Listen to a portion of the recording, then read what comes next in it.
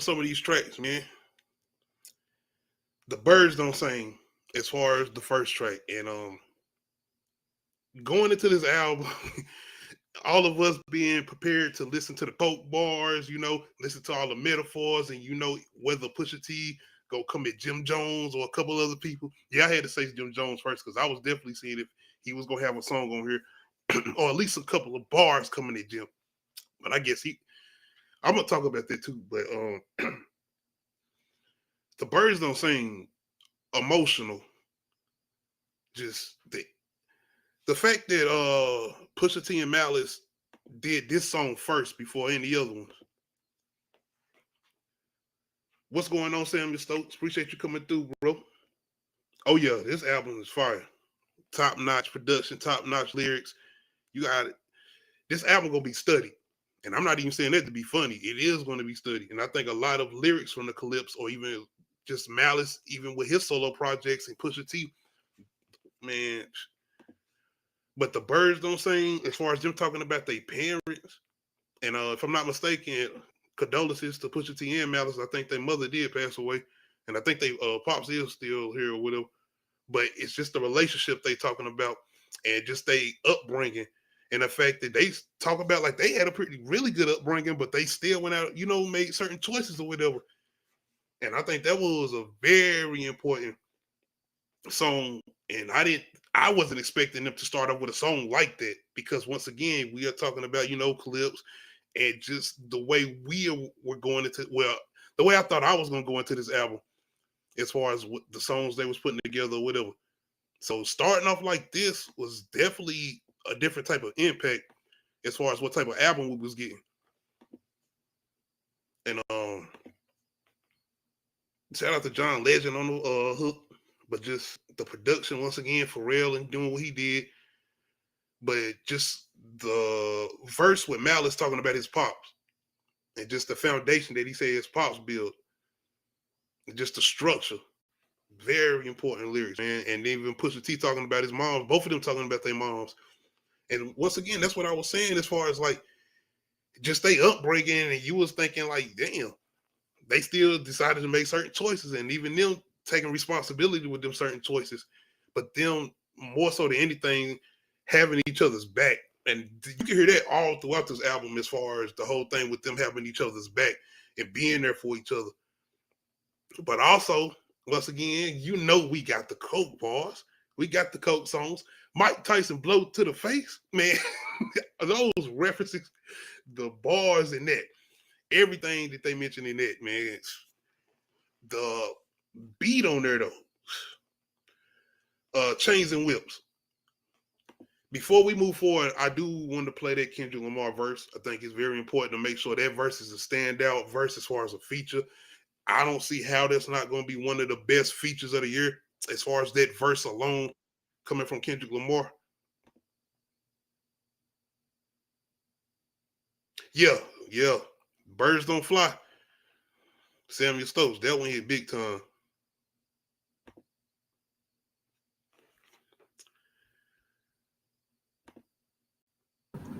What up? I'm trying to get my headphones and shit together, but it ain't. I had to switch my laptop because it kept freezing on my tablet. Oh, you good? I was thinking it was something with Restream, and I was like, oh shit, this new streaming site I'm on to start doing something.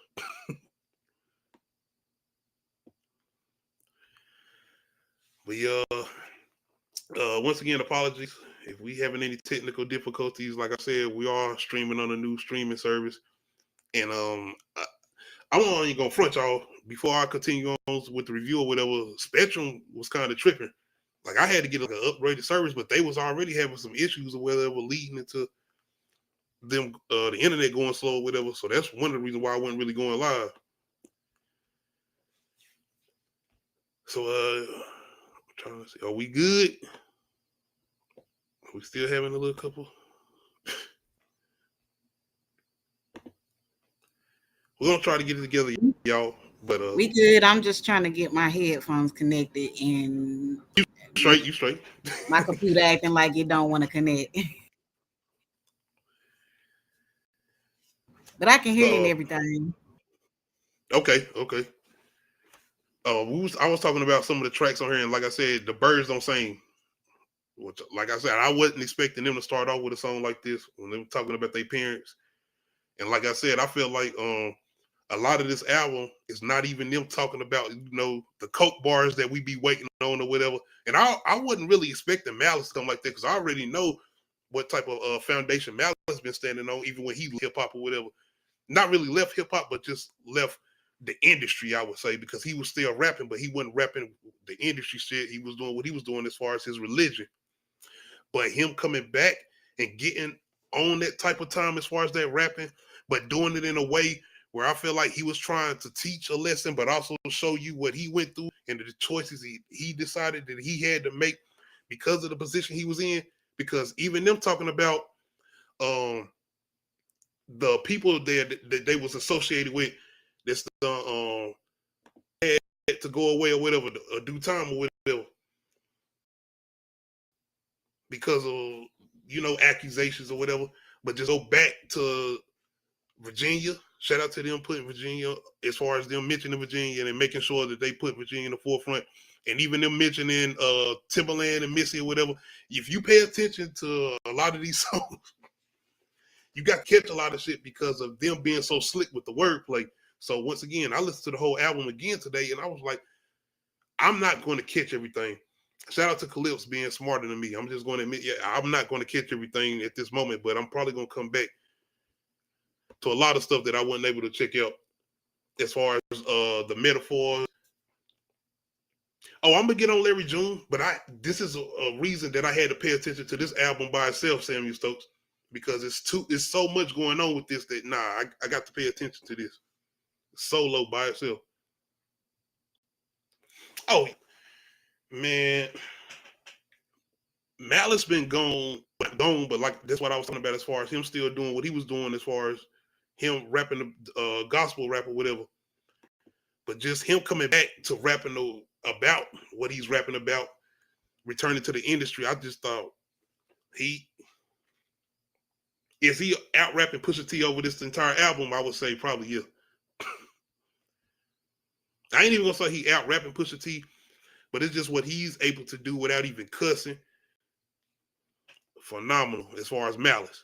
It don't say no Malice on here, Samuel Stokes. It just say, no Malice. It say Malice. So I guess he don't went back to Malice until But yeah, Chains and Whips. Like I said, I'm gonna get to that because I feel like that's something I gotta talk about separate because of the Kendrick Lamar verse by itself. The features, Tyler the Creator. Man, Nadia, that's why I need you to come on here because when it comes to them features, I don't feel like Nas came as hard as I wanted him to, and I listened to this album like I said a couple times, and I don't feel like that. I don't know. It was like, damn, that casino money, that nigga getting too much money right now. Nas done started getting that bag. I'm like, I wanted to hear your opinion on that as far as that feature. I honestly, I put the album on and just walked away and was doing stuff. So I was like, I didn't even look at who was coming up next, what song was coming up next. So when Nas came on, I was like, wait, it's the same song? And I was like, oh, snap. And I was like, oh, okay. I Yeah, mean, he it did was it a all lot right, as far but as the beat switch. it ain't nothing to write home about.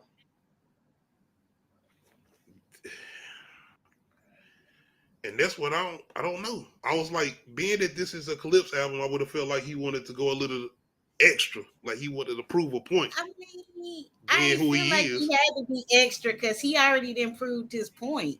And that's basically he was just reiterating his point. Like, yes, I changed the landscape of hip hop again for people my Do you age. feel like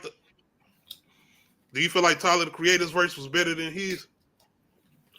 Uh, I have to go back and listen because I only listened once. Well, like one and a half. I kind of feel like it is. And like I said, I don't listen to multiple times. Y'all can be mad at me if y'all want to, but I ain't on no Jim Jones shit now. Now don't get it twisted, but I'm just saying. I do feel like Tyler Creator's verses sound a little better. He did Samuel Stokes. He went in. Now it wasn't like he was on some very lyrical shit, but it was just what Tyler Creator was talking about as far as his references to the industry, even with features and being sued and shit like that. It was like making a lot of sense. Same thing Pusha T been doing with as far as being blackballed from the industry and certain things like that, and even certain artists being scared to be on songs with him because of not getting that certain feature from an artist like Drake and seeing the type of artist Tyler the Creator is. So yeah, I definitely respected that. Let me see. Inglorious Bastards. This is one of my favorite songs on here because this got that DJ Clue cut on here. And then when the beat started, I'm like, did this nigga for real go do some Harlem Shake shit? Did we go back in time? Because that shit sound like them Harlem Shake days when he had Fabulous on the train. Holla back, I was in there like, oh shit, we don't went back. We don't went back. That's what it sounded like to me. And even having DJ Clue come in there, yeah. This nigga went and got DJ Clue ad libs from the 90s, from the mixtapes.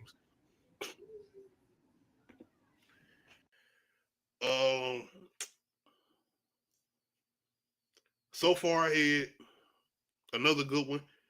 The production on there, the beats flip, just like on Point of View, where you got Malice coming on at the end on a whole different beat, just killing it. If I got a standout track, though, I'm probably going to stick with Chains and Whips because it's even just about the Kendrick Lamar verse.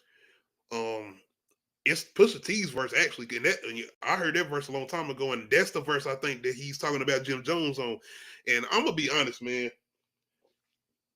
Pusha T, I feel like if you're a Jim Jones, man, Pusha T didn't even take the time to say that I'm going to make a whole nother verse for you. The man said, I'm going to let this old verse sit here that's been out for a minute now, and I'm not even going to give you the dignity or the respect to give you any more verses. Even after Jim Jones still made references to his brother, he made that little freestyle. Y'all remember the Jim Jones freestyle, whatever?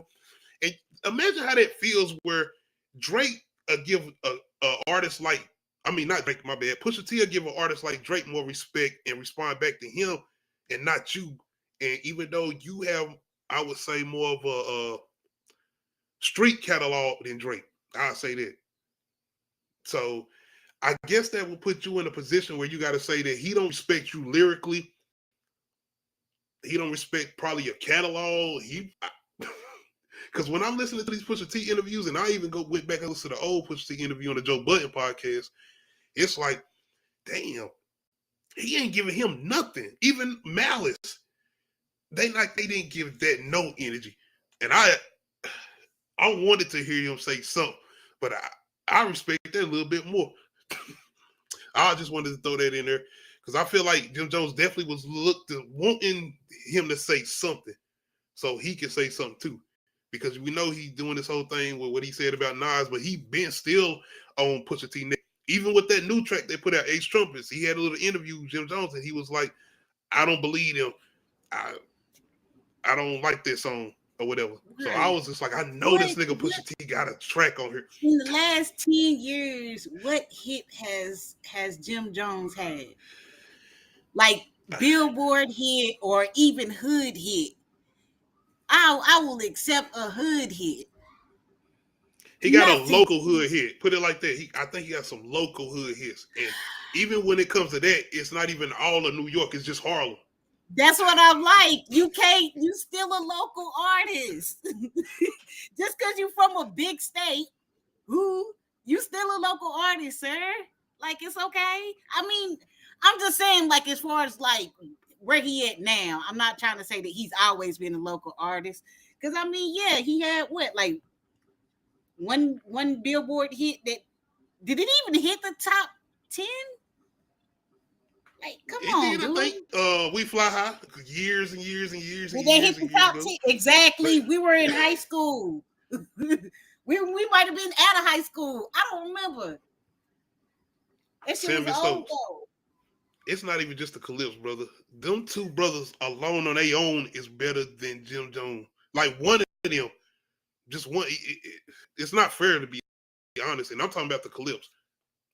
It's not even fair. He can go recruit Dipset and it wouldn't matter. And I ain't being disrespectful to Cameron and none of y'all, man. I'm just saying he can go No, get everybody from because we Dipset saw and it what would not matter. I'm about to say no because of the damn the verses. No, yes, even if he went and got Dipset, we saw how hell one member of a crew killed the whole damn crew. And he just recently had some shit as far as Joe Santana where they said he had some shicey shit on it looked like a thong on his face. Never mind. Anyway,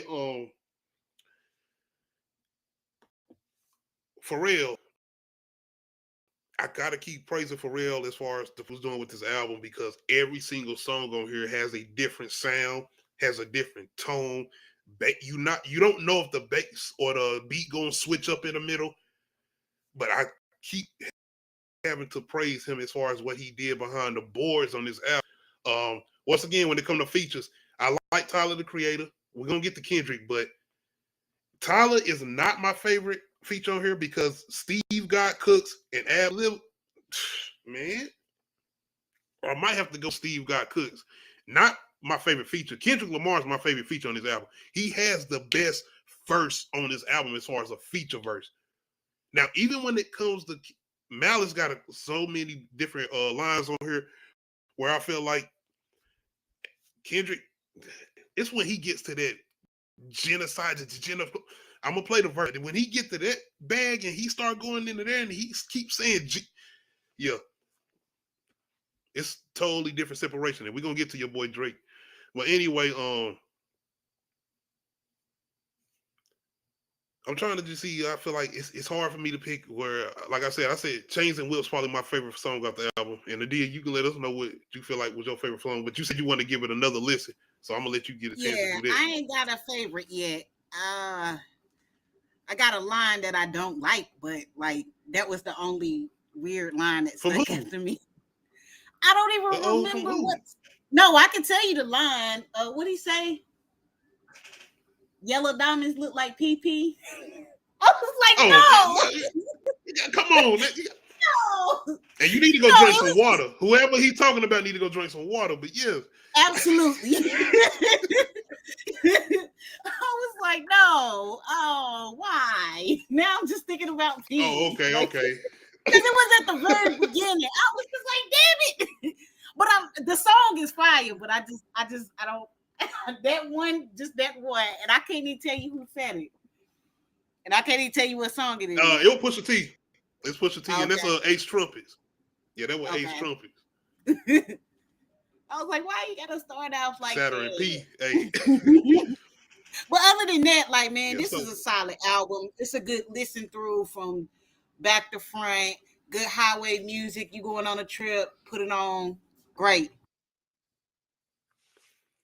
Oh, no, you gotta study them bars. You got to listen all the way like a 2-hour thriller where you got to find out at the end, like, hold on. So did he kill him, or did the other dude kill him, or did they work together? Like, it's one of them type of albums for me, where I'm like, I still didn't catch everything, especially from No Malice. I meant Malice. My bad. But I do want to play the Kendrick Lamar verse. I feel like it is very important to play that verse on its own